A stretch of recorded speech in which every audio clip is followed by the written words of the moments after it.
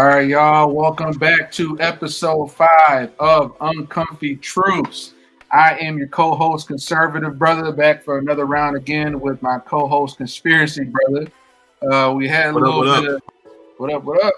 Had a little bit of technical difficulties, about 30, 45 minutes, but you know what? We made it anyway. You know, the feds watching, Big Brother, somebody trying to do something, big tech out there trying to keep us from saying what we got to say. But we still gonna show up, show out, and say what we have to say. So, Conspiracy Brother, how you doing tonight? I'm doing good, man. How about yourself? Good. Thanks for bearing with me through these technical difficulties, but we're here. So let's go ahead and hop right into it. You know, we don't just go from article to article, you know, from subject to subject. And we have what you first presented to me, Conspiracy, smells like cover up. Garland tries to shut down DOJ. Employees talking to Congress. This comes from the redstate.com publication. And all right, Conspiracy Brother, why don't you hop on this and tell us what's the 411 on this? So, sorry about that. So essentially, now you want me to read it, or you just want to kind of give a little overview? Oh yeah, you can read through part of it, or you could start breaking it down. I could scroll through it, you know, whatever you feel. If you want to read it, or if you want to just sort of touch on it, you know, either or. I could definitely read it. Yeah. So it says, we've been seeing a lot of FBI folks coming forward to blow the whistle on the politicization of the Bureau. And that's been an issue.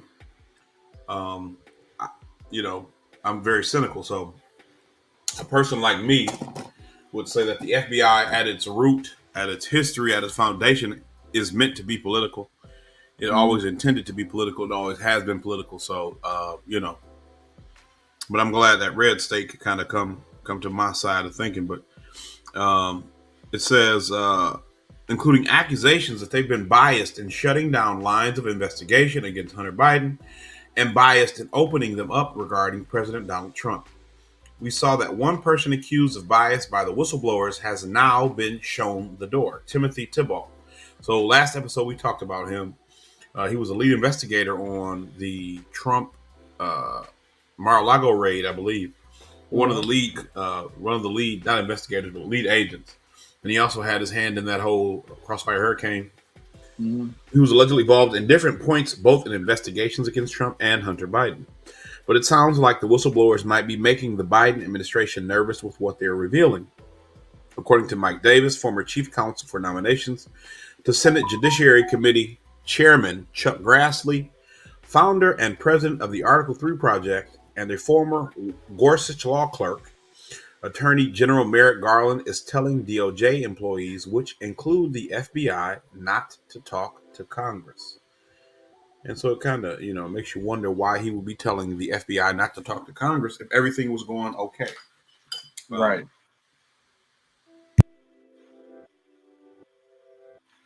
Yeah, man. Yeah. So this once again goes to show just all the different discrepancies, you know, and we can kind of, you know, sort of, you know, beat this horse as long as we need to, because there's just all these biases, all these different things where clearly there's a double standard here. We're not asking Trump to get preferential treatment. We're not saying that he's like he walks on water. He's this sort of like savior. But at the same time, you still got to question why, you know, Clinton's left the White House. They took all types of stuff. They taking furniture. They taking all this stuff. I'm sure every president has taken their share of documents on accident. Oh, I meant to give those back, blah, blah, blah. But there's been irrefutable evidence that he was cooperating with FBI. He wasn't like out to like, you know, do anything that was, you know, I don't know, man. It's just, I'm at this point, I'm almost getting numb to it. But it's just getting really ridiculous, just the lengths they're going to just to really get this guy not to run in 2024. Are you guys really that, you know, that desperate to get him out of office? Now, where'd you want to? I still hear the music playing in the background. I don't know if that's part of it. Oh, yes, just very light. Oh, okay, cool. So where do you want to pick up at? Right here? Yeah, so Why? Let's see. Let's see. So it says attorney. So this is Mike Davis. Attorney General Merrick Garland just sent out a message to everyone at the Justice Department ordering no one may contact Congress. His source is Congress. Why didn't he order a similar gag on the inappropriate and illegal Justice Department leaks to the media? But he says cover up. And so this is really the thing. Like, and Sam Harris, when we talked about Sam Harris last episode, kind of deals with this. And it takes a certain level of maturity, political maturity, and social maturity to understand what I'm about to say. But when you allow for abuses of power or authority to exist and be used against others, even if you believe that the individuals doing the abuses are on your side, what you are always doing is allowing for those abuses to exist and be used against you. And that's the thing people don't get.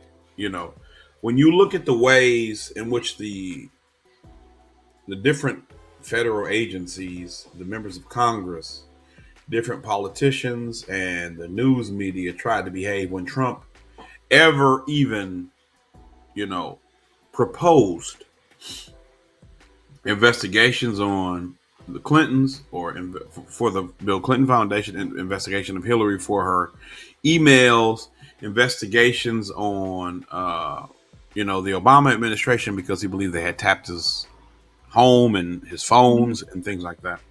I mean, it was met with swift pushback, right? We're not a third world country. This is not how we do things, XYZ. But like the common theme that I like to point out, and you'll hear me mention this all the time on this show, is how they try. Noam Chomsky talked about in this, seminal work, manufacturing consent. They manufacture consent because they control, and it's, they're losing that control every day, but they control the levers of power. And so now they justify all this shit. Oh, well, the judge signed off on it. So now the judge, who's just a man, right? At the end of the day, laws are just all man-made, right? Everything we do, everything we decide is right or wrong, good or bad, is man-made. Even if you believe that they come from some religious background or perspective, the implementation of any law is still man-made, right? Even if even the stuff with gender and sexuality going on in the public now, right? Those are still, you have sensibilities based off of the majority of people's preferences. And so if a judge says it's good, then that means it's good. If a judge says it's bad, that means it's bad.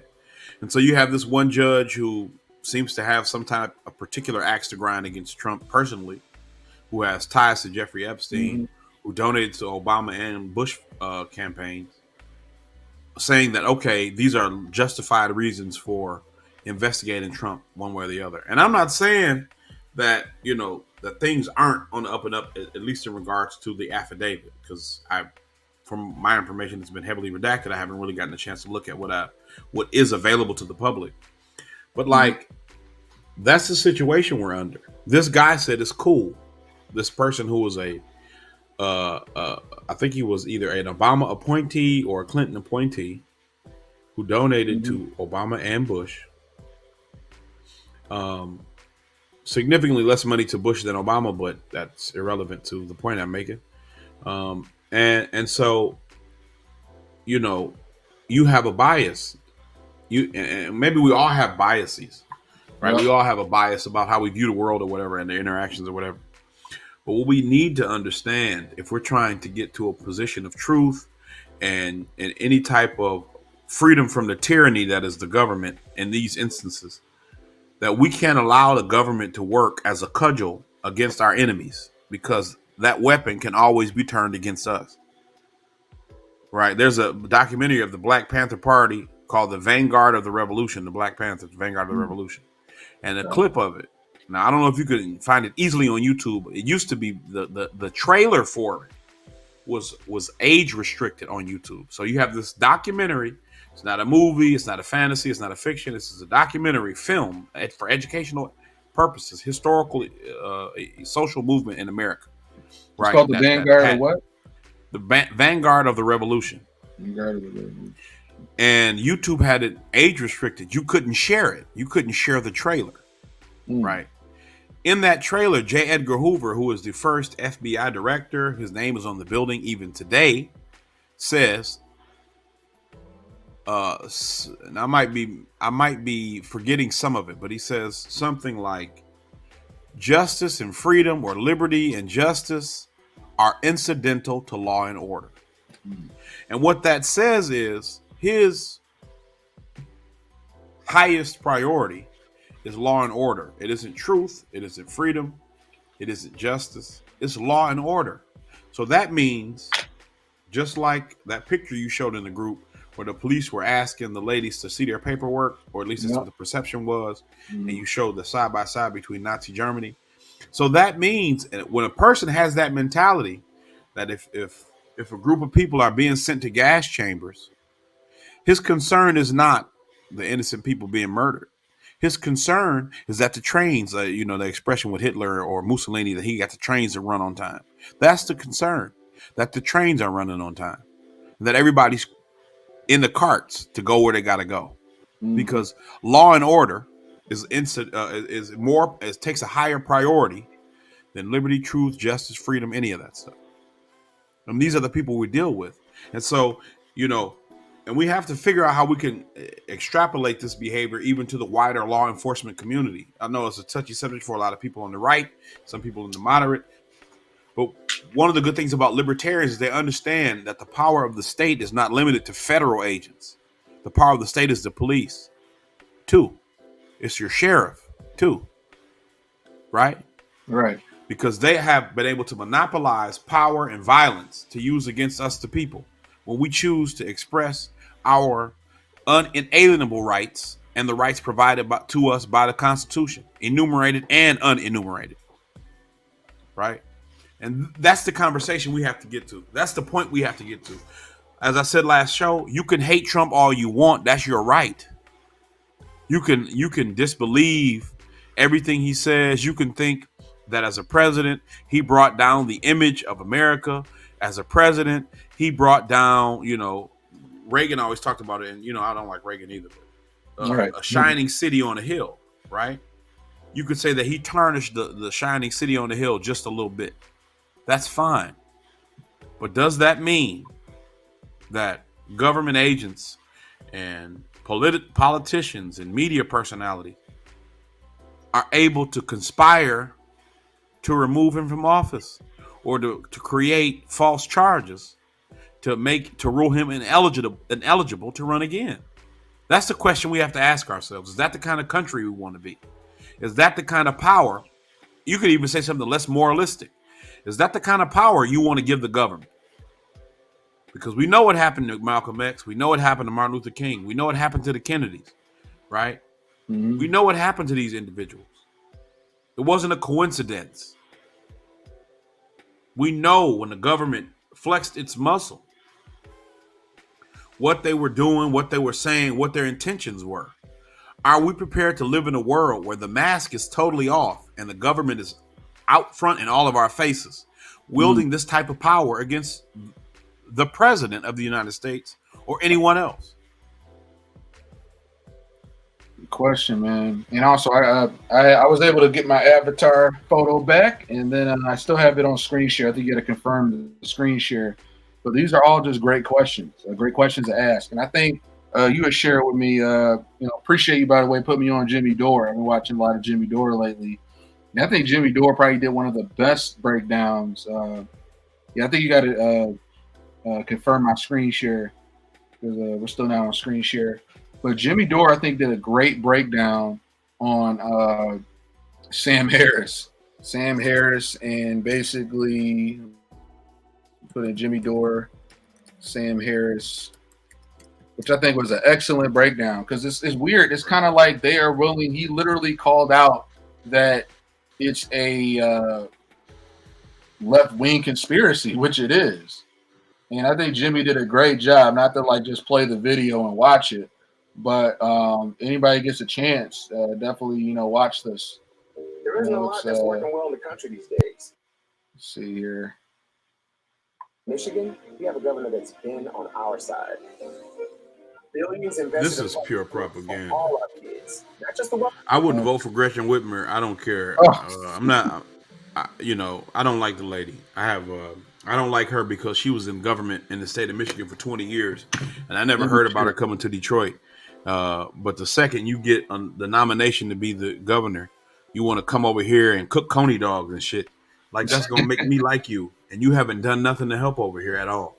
it's You the know. classic So, pandering. Classic exactly. pandering. So Exactly. I think what Jimmy Dore did great about this video is he just called out. I almost want to play the whole video, but I mean, he basically calls out really what these people on the left, they are more concerned about literally winning or being morally superior. And I think there was a quote I heard a while back from AOC. The very enlightening AOC says, it's better to be factually incorrect, but morally right. And I'm like, are you fucking kidding me? This is just so I want to let's just play some of this. See what's going on. So Sam Harris, he's the super smarty pants guy who says dumb shit all the time, dumber than I'll ever say, and this is one of them. So what he's doing is he's saying the quiet part out loud. So what he's talking about is he's all for censorship and he's all for nefarious, illegal shit as long as it helps his side politically, because he thinks Trump is worse than Joe Biden and worse than George Bush and Barack Obama. He's wrong about that. And so here we go. Hunter Biden, at that point, Hunter Biden literally could have had the corpses of children in his basement. I would not have cared, right? So I guess there's nothing. First of all, it's Hunter Biden, right? It's not. So he doesn't. So basically, he'll shield. I don't care. I will shield a child killer if it helps my political point of view. Okay, that's his jumping off point. Okay, here we go. And he says it like it's smart. That's the beauty of this guy. Like, he says the dumbest things possible, and he says it as if they're smart. Well, he's going to keep doing it for another minute. Why? Like, it's not Joe Biden. Like, even if Joe Biden, like, whatever scope of Joe Biden's corruption is, like, if we could just go down that rabbit hole endlessly, and whatever the scope of Joe Biden's corruption is, it is much bigger than Donald Trump. Yes, that's the fact. But he's going to turn reality upside down and inside out because he's a partisan. He's going to sound just as dumb as the overly religious people he's lampooned his entire career. He's going to sound dumber than them. He's sounding dumber than them right now because I, a pothead dumb guy, can pick him apart. And doing it with glee, by the way. Here we go. And why? Because he's an imperialist liar. That's why I don't like him. And let's back it up a little. So he's gonna talk about Trump versus Biden. Trump versus Biden corruption. Ready? whatever scope of Joe Biden's corruption is, like if we could just go down that rabbit hole endlessly and understand that he's getting kickbacks from Hunter Biden's deals in Ukraine or wherever else, right, or China, it is infinitesimal compared to the corruption we know Trump is involved in. No, he's just making. So did you hear what he just said? He said, "I don't care if Joe Biden and his son are doing nefarious illegal deals and getting kickbacks from China and Ukraine. Those are two countries we're trying to start a nuclear war with right now, and he doesn't care about that. What does he care about? Trump's University. You know the difference between those two scandals? Trump's University didn't involve the power of the government. Nobody voted for Trump's University. You see the difference? Trump's University didn't have the power of the government to do anything to you, or to release propaganda, or to start a war. Joe Biden and his kid, they have all that power. So that's why he's 1,000% wrong. And his jumping off point, that somehow Trump University is a bigger scandal than Joe Biden and Hunter Biden taking kickbacks from Ukraine and China? Not to mention that, but the great Sam Harris was also once quoted saying, Osama bin Laden is far less reprehensible personally to me than Donald Trump. So this is what you call Trump derangement syndrome, and that's a guy who's, this is Sam Harris proving he's just as dumb as Louis Gohmert. All right, we'll stop it there. It's funny, the other article over here says it right here. Trump derangement syndrome. Conspiracy brother, your thoughts so far? I can keep going, but yeah. I mean, it's just it's the reason why you can't take these people serious, and they really defeat their own argument, is because, like I said, and I've kind of been on this kick for like a week or two. When Barack Obama was president, the last year or two he was in office, the United States military dropped so many bombs on either Syria, Libya, or both that we ran out of bombs as a nation. That's how many he dropped. This motherfucker. Never hear that on CNN or MSNBC. They won't mention that. This motherfucker won the Nobel Peace Prize. He took us from 2 wars to 7 wars. And I mean, if anything you know America to do, you know that they heavily fund the military. He took us from 2 wars to 7 and dropped so many bombs that he literally ran out of them as a nation. And the motherfucker won a Nobel Peace Prize. You know what I'm saying? Mm-hmm. So, what are we even talking about? How can Trump possibly be any worse than anybody else? Right? Now, I'm not saying that you can't say, well, he's just as bad. But if you say he's just as bad, then you have to acknowledge that the country is moving along the same trajectory it always has been. And this thing is the only thing that matters to you now because it personally affects you, or so you believe. But when Obama was president, the Predator drones that we're using in the Middle East, you can look this up. They were bombing, I believe it was pistachio farmers. They were hitting pistachio farmers. Drones, Obama. Yeah, it were either pistachios or almonds that they were farmers. You could just type in farmers. Yeah. And if it doesn't come up, you could just look up pistachio farmers, or not pistachio, but farmers. I believe they were either in Afghanistan or Syria, or Afghanistan or Syria. They were farmers, and they were killed. The footage that Edward Snowden released, or Chelsea Manning, I forget who, but I believe it was Edward Snowden. Might have been Chelsea Manning. Of that drone footage where you had Pine Nut. Okay, it was Pine Nut. 30 of them. But where they were laughing about shooting innocent people. Yeah, it's 2019. Obama's administration. Trump was in office. Though. Well, yeah. Well, the article's from 2019, but yes, if you click it, you should be able to read about it. If not, I'll find it, and I'll pull it up. I'll pull up the other article. But yes.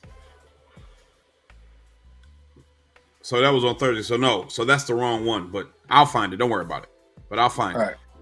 But those are the kind of situations that we're dealing with from Obama. Clinton, when he was president, we don't even have to talk about Bush. Bush killed 1 million Iraqis minimum. Oh yeah, we know. Innocent people, not even combatants, minimum.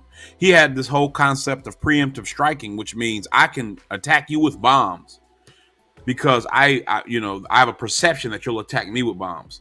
We talked about Liz Cheney and Dick Cheney and that whole enhanced interrogation, which was just torture. So we don't have to go into Bush like that. But Clinton, Madeleine Albright, his Secretary of State, when they asked her, you killed 500,000 children, was it worth it? And she said, yes, we think so. When he bombed Kosovo, right? So it's at best, Trump is the same as everybody else. At best. Or I guess at worst, at worst, he's as bad as everybody else. At worst, he's as bad as everybody else. But you have these people whose brains are so fried, and maybe it's from all the vaccines they got to get. They get a vaccine every 6 months. That six booster. Keep your fingers crossed. It's 6-1. Right. You know. Well, you see that article about Toronto where they say they want them to get them every 2 months or every 90 days. Yeah. Let me find that real quick. I remember you sent me that. Hold on. But yeah, start touching on that. But you know, I don't know if that's why. Maybe it's the lack of oxygen from the mask. I don't know. Inhaling the carbon dioxide, you have that that processing where it's just circulating inside itself. But like, how can you with the straight face? How can you with the straight face say that he's the worst person, or make any implication that he's that he's any way different besides how he actually talked and carried himself? That he's any way different than Obama or Bush or Clinton or Reagan or Bush 1 or Carter. You know what I mean? How can you really say that? How can you say that and then consider yourself a serious person? The lack of critical thinking. The critical thinking is at an all-time low in this country. That's the hard reality. That is the harsh reality. And people, I think I was listening to Joe Rogan, Aaron Rodgers on Joe Rogan podcast earlier. And basically, a lot of people, they're just programmed to be told what to do. There's nothing wrong with having a 9-to-5 or working a job, but there's something wrong with you still getting critically think. Most people, as they go through school, indoctrination, as they go through corporate America, indoctrination, and they are literally just put in a state where they need someone else to tell them what to do, what to think. Oh, okay, that sounds about right. And critical thinking is just a foreign. People don't even know they aren't thinking for themselves. You know, they're always waiting for the weekend. Oh, next sports game. Oh, I'm going to this concert. And you know, you should be able to do both. But most people, it just blows my mind. You know. Lord. Yeah. All right, so I'm pulling up the article in a second. But it's just boggles the mind how bad these people are. All right, so here's the article right here from Canada. Shit.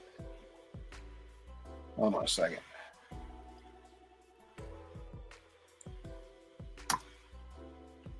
All right, it's coming.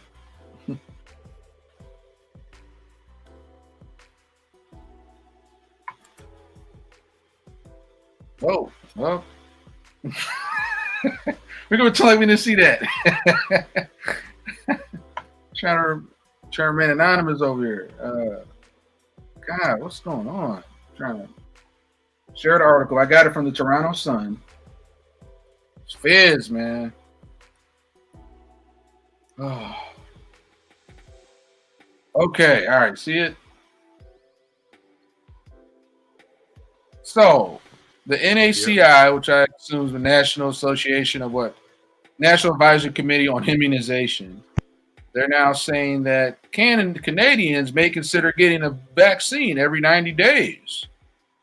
A shorter interval of at least 3 months may be warranted. Context to it, motherfucker. If the vaccine doesn't work the first or second time, what is this whole, just keep the vaccine, it'll keep working? You know, I don't know what else needs to be said here. Like, eventually, you can't fix stupid.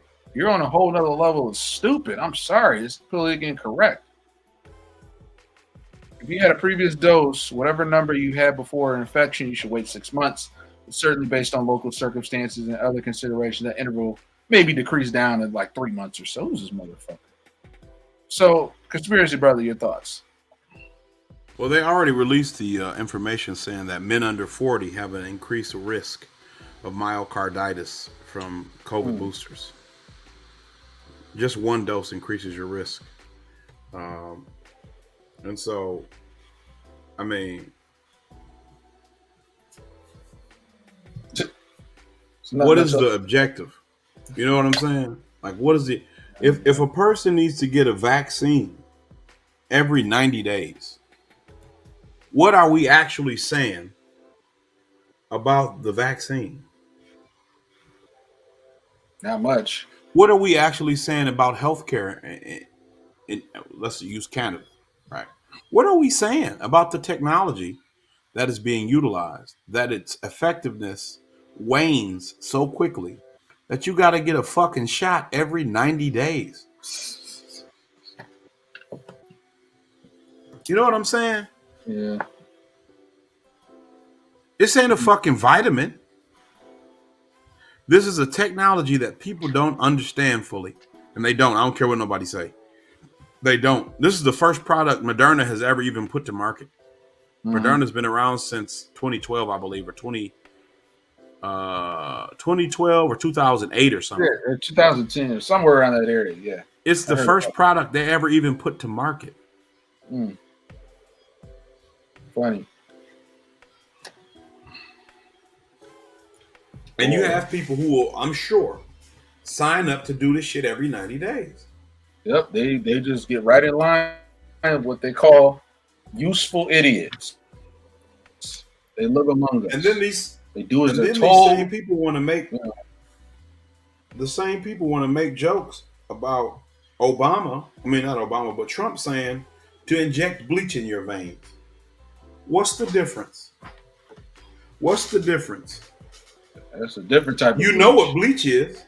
Yeah, at least I know what's in bleach. It ain't good, but it's probably, I don't know. It's probably no better. I mean, you know it ain't good, though. You know what I'm saying? You don't even know what this shit is doing.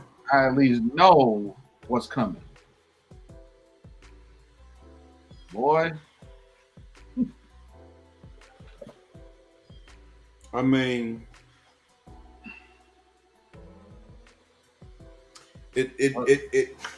it's mind-boggling that people are so willing. And who was it? Thomas Jefferson or Abraham Lincoln? People who are willing to trade freedom for security deserve neither. Something like that. Oh, that's a bar. But you know, I mean, you're looking at this shit and I mean, I honestly, I don't know if I could lose any more hope in humanity. I don't really know if I could. Like, you know what I'm saying? I don't know if I really could lose more hope in humanity just based on what I've seen, what I experience on a daily basis, the uncritical way that we just go along with whatever the talking heads on TV tell us. But like, I always assumed it would be a breaking point. You know what I mean? Like, I always assumed there would be a point where people was like, enough is enough. And like, it ain't. There isn't. Even the people who claim to be like, you know, like you hear the gun people saying like, oh, the government's trying to take all our guns and you know, we're not going to stand for it. But like, where are you at? Because they're doing a lot of bad shit. They're doing a lot of bad shit already. That taking your guns is kind of almost the least of your worries. Oh, by the way, conspiracy brother, can you see my Gmail, or is this still in the article? That's still in the article. You probably have to reshare it or use that same. No, I don't want it on my Gmail. So okay. I'm making sure it's staying on the article. All right, I got it. I'm giving another one right now. You shared another article, how the Google search results are organized. This comes from Tiny Bully Agency. So I thought this was a very interesting thing to check out. So tell us a little bit about this article, how Google really gets you the results. So, what it says is, you know, like, and I mean, some of it is sensible, right?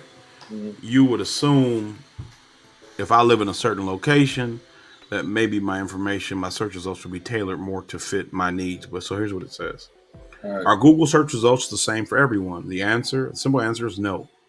Google search results are different on different computers. There are many factors that affect the Google search results you see. Google seeks to provide the best results for individual users. This means that they want and expect search results to be different from person to person, and that people searching in the same office may see different search results. Your physical location is one reason. Whether you are using a mobile phone or web browser, search engines like Google have a very good idea where you are and will show you different search results for the same keyword based on your physical location. Every computer connected to the internet is assigned a unique number called an Internet Protocol address, IP. Google identifies your IP address and tries to deliver the most relevant results to match your location. So someone searching for pizza or yoga instructor from a location in New Hampshire is very likely to have a different search results from anyone searching for pizza in Massachusetts, for someone searching for pizza in Massachusetts. Then it goes to search history. Whether you are signed in or not, search engines like Google personalize the search results of anyone who uses its search engine based on the searches you've done and the results you clicked in the past. By watching what you search for and what you click on in search results, you can learn that Google can learn that you favor particular sites and will provide you with the most relevant and useful information. So here's how it biases you. See, it says warning. I'm not going to read that next part. It's, warning, your search history can give you a false sense of your website's ranking because it pushes your most visited web pages to the top. So if you happen to search your own website to check rankings a lot, you may very well see yourself in the top position when actually you could be not ranking at all for the keywords. And so this is the situation, because a lot of people, a guy in our group says that, you could just Google it and I just stay on the first page because the first page is most reliable. Well, no, It's not. But if you just watching MSNBC or CNN all the time, then when you search, that's what's going to come up. Yeah, Google. Because Google understands Google it. Right. That's the research for you. I do all the time. I'll go back at least to the second page just to get a different perspective. Because, the way that those are you can even pay to have that with the sponsored material. You can pay to have your search results come up faster. So. Yeah. Yeah, man. It's never a dull moment. But I mean, you still have people who believe themselves to be intelligent or aware or astute or whatever, and they still believe you could just Google it and it's all copacetic. Everything's cool. Oh, Google said so. So they have this mentality. People don't know how to critically think. They have this mentality that another person is like another grown adult tells them what to think, what to say. Well, these are authorities. These are the people in the shiny red suits with the fancy names, and we should be told. And what they're doing is they're mentally putting themselves at the Thanksgiving kids table. When they go, oh, not that person, that's Jordan Peterson. I was told, look that up. He's a conspiracy theory. Well, did you watch one of his talks or his interview? No, but the MSNBC told me, hey, did you look up Jordan and watch his interview? Why not look at his interview? If you already know you're right, you can watch it and you can pick apart the argument. Oh, no, but I was told not to. Oh, so now you got another grown adult telling you to avoid him like he's a stranger. You're a grown adult being spooked away by stranger danger, and you can't look into anything yourself. That's something that people can't even fathom. Like another person is telling you what to do. You can't look into it yourself. You're just, and that goes back to what I talked about or ranted before about it's just people that have the do-gooder. I'm a good person. I'm morally fit. So everybody else I know should be. And that's once again not the case. People take advantage of your do-gooderness, of your, oh, well, they're only telling me what's right. They have nothing but well intentions for me. And it's like, no, motherfucker, you got to do your research beyond Google, second or third page. All right. And you should be able to come to an argument. If you're so sure about your side and all that is, you should have no problem looking at a different video or something that objects you. So you can go through that video, pick apart. This is bullshit. This is true. I kind of understand what they said here, but they were kind of misconstruing that. And this is bullshit, and then throw it back at the person. But when someone throws you some sources, you're like, oh no, not that. I was told that was a stranger danger. He's trying to lure. They act like it's a stranger trying to lure them into their car with candy. When you send people a video and it has a thumbnail that's ooh, and that's what kills me, man. And this article's taking a little bit to load, but that's my little rant right there. You know. Yeah, well, see, and this is the thing I'm saying. This is the same Google who owns the YouTube that age restricted a documentary about the Black Panther Party. Right? So how do we trust that there's even anybody in there who's overseeing this operation that actually has any sense, even if they didn't have a political bias? How do we know they have any sense? Right.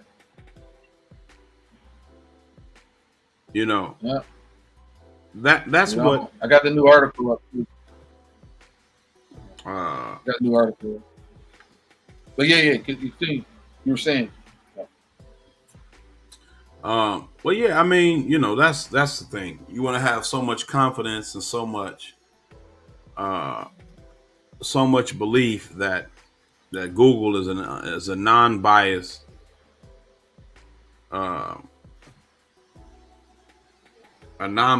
arbiter in all of this, and they aren't. You know, they're not. And I think what's great about this, a lot of people have their thoughts on Joe Rogan in his recent podcast with Mark Zuckerberg. And a lot of people saying, "Oh, you should have asked the hard questions. You should have went in on him." I think what Joe Rogan did was brilliant because he exposed him. I'm pretty sure there were like certain topics or questions. Oh, we could talk about this. I'd rather not talk about that. I think Joe Rogan's playing along like, okay.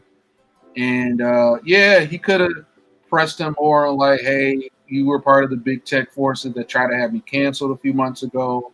Could have pushed bigger on COVID and whatnot. But I think Joe Rogan kind of just stayed neutral. He played a part. Mark Zuckerberg let that guard down.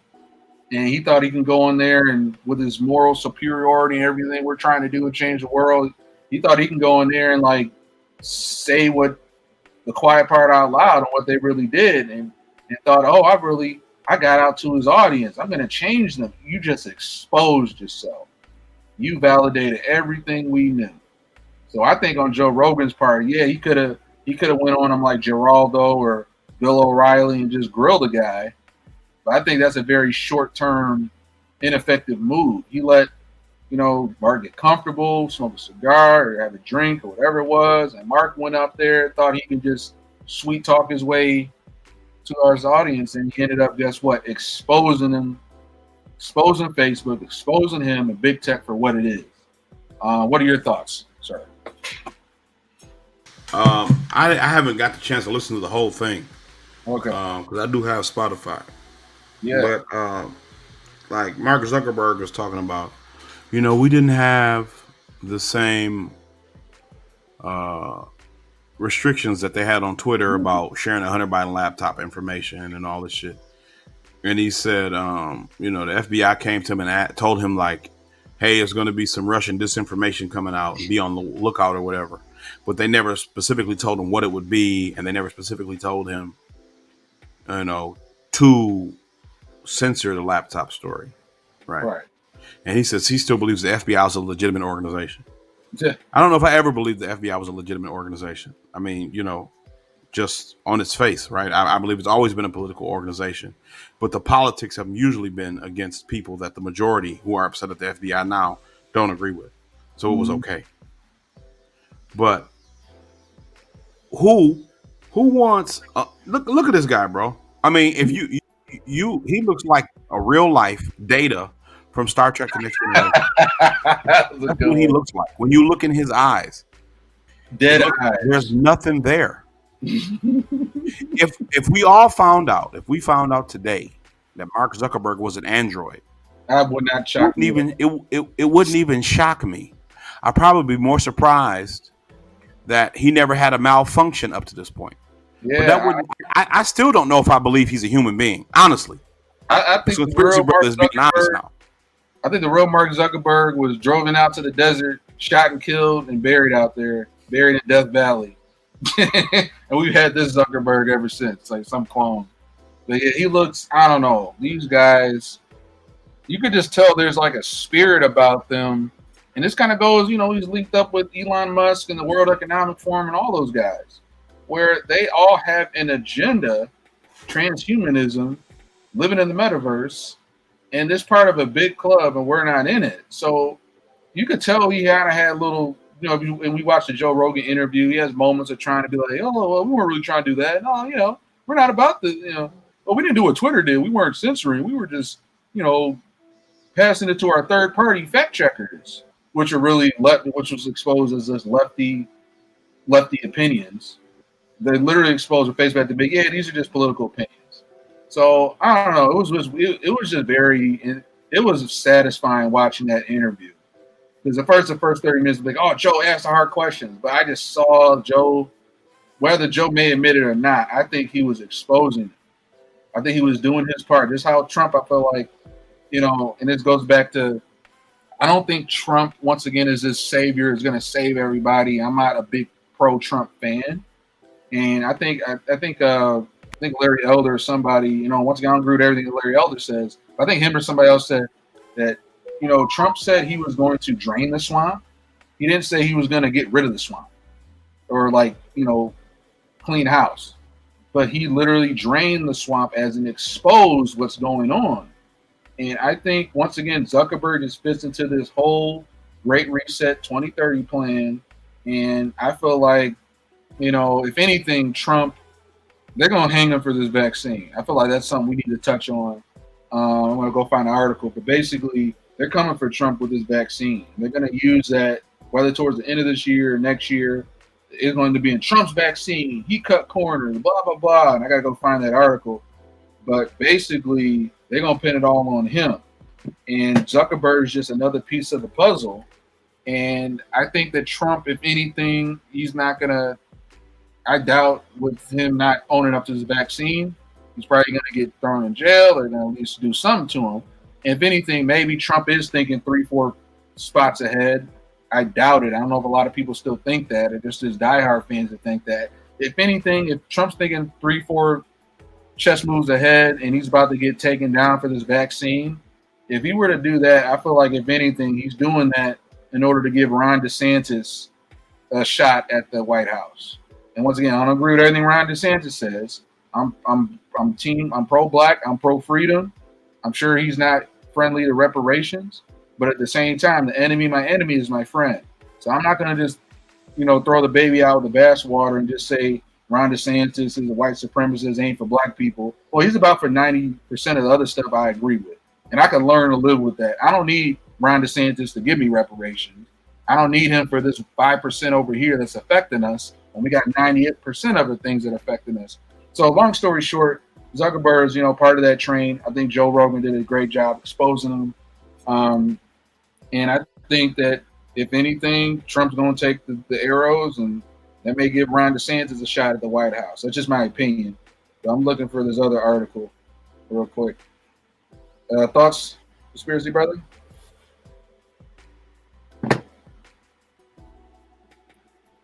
So I think Joe Rogan has a certain way that he, it's a very unassuming way that he interviews people that I think is very effective. It's not combative. Yep. And it's very, I think it's very disarming. And so I actually like it. I like that he isn't more aggressive because he's not aggressive. He gets all these different people to come onto his show and expose themselves or talk. And it's great. And I think if he was more aggressive, he wouldn't be able to have it. Because I think he does push back a lot on a lot of stuff. But I think also at the same time, the stuff he don't know about, he don't know. And so you have limitations on that. And I mean, he's a very knowledgeable person about what he's knowledgeable of. But there are just things he doesn't know, and so he pushes back on what he knows. And the things he doesn't, that just, I think you have to kind of chalk up the good with the bad.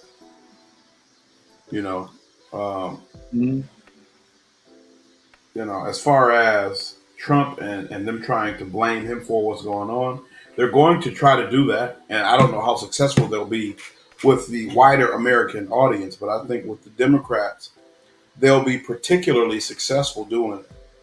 Um, one of the things like that I always thought was nutty. I mean, if anybody, right, if I would say as an individual that anybody contributed to my hesitancy with the vaccine, it was Joe Biden and Kamala, because all Mhm. through the 2020 campaign or toward the tail end when the vaccine was, all they said was, "I'm not taking this. I'm not going to be the first person to take this.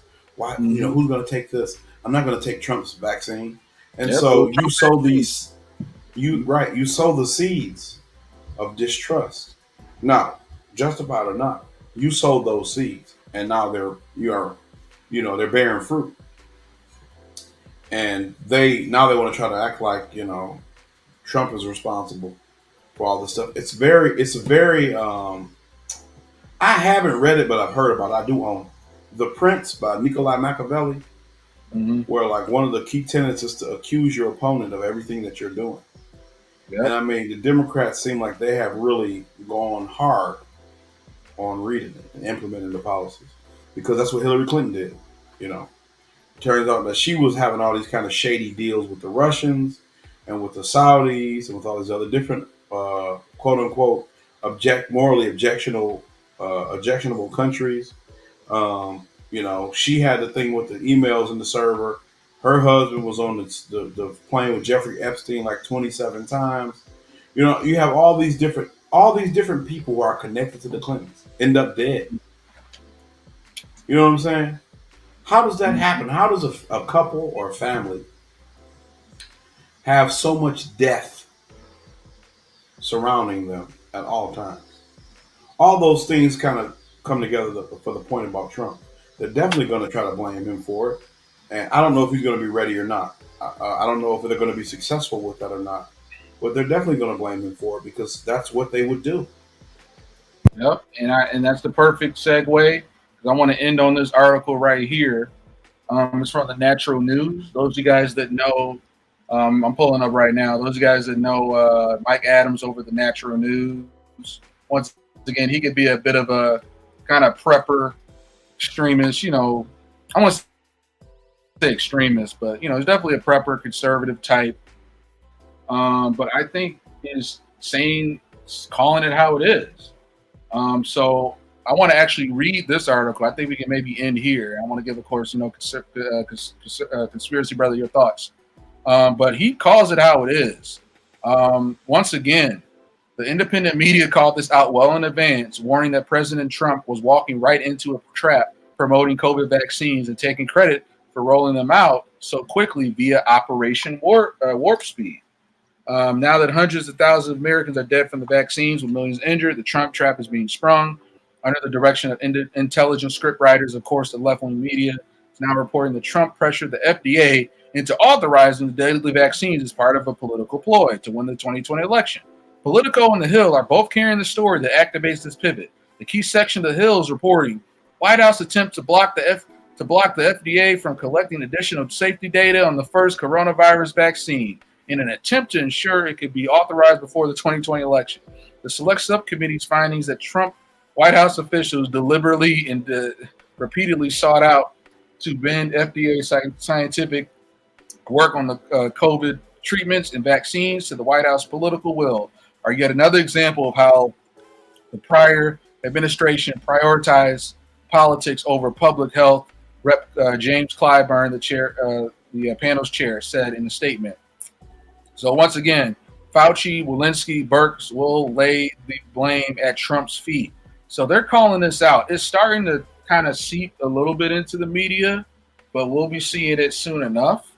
I think obviously it's going to really break out right before the midterm. Obviously that's coming up in November.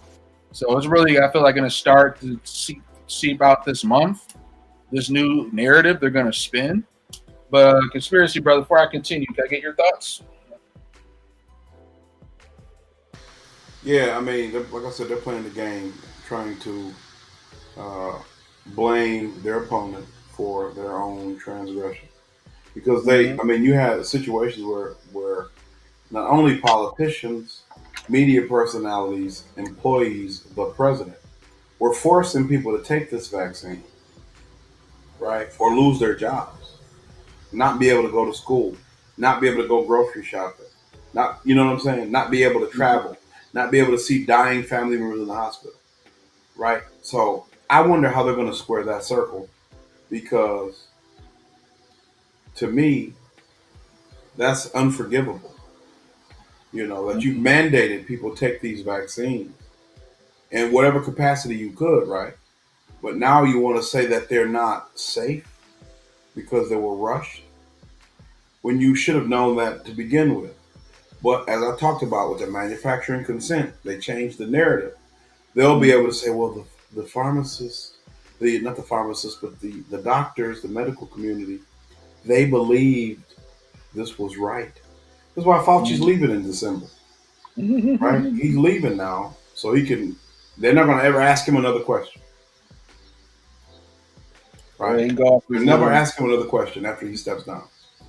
But they can pretend like they had no idea, and so, you know, it's unfortunate that the majority of people are just going to fall for it. Oh yeah, they will, because they don't remember what the headline was, breaking news was 5 minutes ago, let alone last week. And once again, like this guy, this article is spot on, because he's calling out what we're thinking, where the direction is going, but what hasn't been broken out by mainstream media first. And it just kind of goes into like, once again, Trump just fell hard for his Operation Warp Speed. I don't think he was cutting corners. I don't think he was pressuring them to get it out and all that stuff. But once again, like you said, they were demonizing his vaccine. I'm not going to take Trump's vaccine.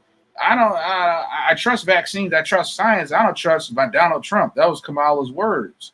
And next thing you know, as soon as Trump's out of office, as soon as Biden gets elected, the switch just happened so quick, where all of a sudden you're praising this vaccine. You're acting like it was Trump. It was Trump himself in the back of the science lab in a lab coat stirring the cauldron. Literally. Oh, this is Trump. Trump's over there stirring that vaccine. He's putting something in it. Oh, Biden's elected. Okay. Trump hands Biden the lab coat, and now Biden's stirring the cauldron. Oh, we're safe now. That's literally the stupidity of it. But that's people where they forgot what happened 5-10 minutes ago, and they're just going to keep falling for whatever the next narrative is. So yeah, if you get time, Conspiracy Brother, anybody watching this is such a great read. It calls it what it is. It's backed up with data. This life insurance company, excess mortality by the third quarter of 2021, after the vaccine initial rollout, excess mortality in America reached over 200% in certain groups. And literally, there were life insurance companies that had to call this shit out on the number of deaths, group life insurance. Stuff that's still being censored. People aren't aware. This is not being talked about. And it just kind of blows my mind where, yeah, the vaccine is deadly, but that wasn't on Trump. That was you guys. Y'all want to up and blame him for it. So it's never a dull moment, man. And yeah, like conservatives right here, they're this base, they're turning his back on him too. So it never blows my mind. It's never a dull moment, basically. So I guess, Conspiracy Brother, we can kind of wrap it up here. Any parting thoughts? Episode 5 in the bag, and final thoughts. So this is going to be kind of unrelated, but in Alberta, Canada, deaths with unknown causes are now the top killer in the province. You don't say. So it used to be dementia. Then third, it was COVID-19. Now, the number one cause of death is unknown cause. Unknown. And that's been, like, if I'm not mistaken, it's been increasing like that all over, even here in the U.S. And so what you see, nobody knows. Somebody posted an article saying that, because a lot of kids weren't able to get their vaccines before these last 2 years because of the whole coronavirus and people not being able to go to doctor's offices. They said that SIDS, which is sudden infant death syndrome, has decreased by like 75%. The rate of SIDS has decreased, by like 75%. That's what they call it. Somebody had a joke and they said they call it SADS. sudden adult death syndrome. Because you have all these grown adults, mysteriously they're dying of unknown causes. Wonder why? I wonder what that is. Right. So I mean, we have to we'll keep our ears on, we'll keep our ears open, and our thinking caps on, and we'll try to see what what's going on, what's the narrative they're trying to push on us, what's true, what's false, and what bears out in the long run. Because this article says there's no evidence that unknown causes in Canada is linked to COVID-19 vaccines. And there's another one. Let me see. I might be able to find it. But the reason that people are even considering that is because, that's the most recent thing people have done at a large scale. A novel vaccine. People have no idea what's in it and what it's all about. Has the potential. And not to mention the 1986 Childhood Injury Act that gives complete immunity to the vaccine makers. Right. They literally cornered and bullied Ronald Reagan into signing it, or they would have. I think they were swearing to leave the industry or do something. They had something on them, and they basically we aren't going to make these anymore unless you sign giving us full immunity. 1986. So ever since then, the President Ronald Reagan, a Republican, vaccines can kill as many people, injure as many people, and you can't sue the companies. But and see, I don't know if I believe that his arm was as twisted as they would like to present it, because he did a lot of corrupt pro-corporate shit. That's that true. Hurt people. Yeah, he could have had a hand in on it. He probably got paid, pretty handsomely, regardless. I mean, that's what people were saying, but I still could see, Reagan having a hand in it, Yeah. And that's the problem, He's still a hero for people, and there's potential that he's as corrupt as anybody else. Any Republican, any Democrat. Right. So we've got to figure out how we can get past the political bias, and we can get past the political confusion, and work together, whatever our ideologies are, on what we agree, and let what we disagree with, we'll deal with that later. Yep. What we can all agree on is that this whole globalist Great Reset agenda is they want you to eat bugs, they don't want you to own anything. It's real, and we need to figure out how we can tackle that. Most definitely, because the clock is ticking, and that could be a whole other show we do on the Great Reset agenda, World Economic Forum. But I think the thing we leave on with, and I'm glad you tied that back in, is that as critical thinkers, you said thinking caps earlier, got to put on our thinking caps, we got to put on our critical thinking caps, is that think about a lot of these multimillionaires, billionaires, famous celebrities. All these people thought long term. They make these power moves. They're thinking 3, 5, 10 years down the line. So it's the same thing with people who are just as crazy for power. So when we think on the big picture scale, like I mentioned, someone in our group chat, he's always thinking very micro. Well, this little figure over here, CNN said that, and this Democrat, you can just tell he doesn't have a big picture mentality. The big picture is what these globalists are planning for. They're not expecting you to think anything past this weekend, going to that concert or going to that sports game. They don't expect you to look on page 4 of Google results. They don't expect you to Google the World Economic Forum, go on their website and read their whole agenda. They're expecting you to do that because you can't look past next week, next month, maybe the next 6 months at that. So they happily put all this out in the open, and it's us critical thinkers. It's our job to find the puzzle pieces and think long term. Because once again, all the all the celebrities and business tycoons, everybody people admire, they're thinking 3, 5, 10 years down the line. But if you're a peasant, if you're someone making $100,000 or less a year, you don't think. How can you think about all that big picture stuff? You're a conspiracy theorist. Well, you're missing the big picture, buddy. Because a lot of the people plotting around you as a useful idiot, they're doing the same thing. They're thinking big picture and they're thinking long term. But your useful idiot ass can't even think past next week. All right, and that's what's gonna do you in, buddy. And I'm gonna land my plane there.